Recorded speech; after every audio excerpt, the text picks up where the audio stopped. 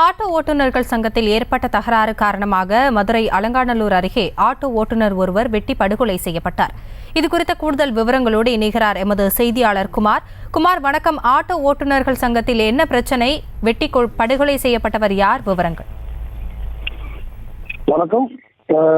மதுரை அலங்காநல்லூர் அருகே ஆட்டோ ஓட்டுநர் சங்கத்தில் ஏற்பட்ட தகராறில் ஆட்டோ ஓட்டுநர் வெட்டி படுகொலை செய்யப்பட்ட சம்பவம் பெரும் பரபரப்பை ஏற்படுத்தியுள்ளது. மதுரை மாவட்டம் அலங்காநல்லூர் அருகில் உள்ள அதரை பகுதியைச் சேர்ந்தவர் ஜோதிபாஸ். இவர் ஆட்டோ ஓட்டுநராக பணிபுரிந்து வருகிறார். இவருக்கு திருமணமாகி 1.5 வயதில் ஒரு பெண் குழந்தை உள்ளது. அதே பகுதியில் ஆட்டோ சங்கத்தின் தலைவராக இருந்து வந்ததாக கூறப்படுகிறது.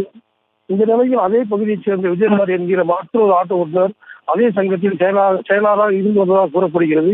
இந்த நிலையில் 2 மாதங்களுக்கு முன்பு ஜோதிபாஸ் ஆட்டோ சங்கத்தில் புதிய ஓட்டுநர் ஒருவரை சங்கத்தில் இணைப்பதற்கு முயன்றதாக இருவரும் சங்க இணைப்பில் ஜோதிபாசுக்கும் விஜயகுமாருக்கும் கருத்து வேறுபாடு ஏற்பட்டது. இந்த நிலையில் மதுரையில் இன்று சிக்கந்தர் சாவடி பகுதியில் ஜோதிபாஸ் ஒரு கடை முன்பு நின்று கொண்டு ஆட்டோவில் வந்து விஜயகுமார் ஜோதிபாசுவிடம் வாக்குவாதத்தில் ஈடுபட்டார். முக்கிய நிலையில் வைத்திருந்த கத்தியை எடுத்து சரமராக ஜோதிபாஸ் வெட்டியதில் தப்பி ஓடி சென்றார் விஜயகுமார். இந்த சம்பவத்தை குறித்து அலங்காநல்லூர் காவல் நிலையத்தில் புகார் சென்றது. சம்பவ இடத்துக்கு விரைந்து வந்த காவல்துறையினர் ஜோதிபாசை மீட்டு மதுரை ராஜாஜி மருத்துவமனைக்கு அனுப்பி வைத்தனர். அங்கு மருத்துவ சிகிச்சை பலனின்றி ஜோதிபாஸ் பரிதாபமாக உயிரிழந்தார். ஆட்டோ சங்கத்தில் ஏற்பட்ட சம்பவம் அந்த பகுதியில் பெரும் பரபரப்பை ஏற்படுத்தியுள்ளது.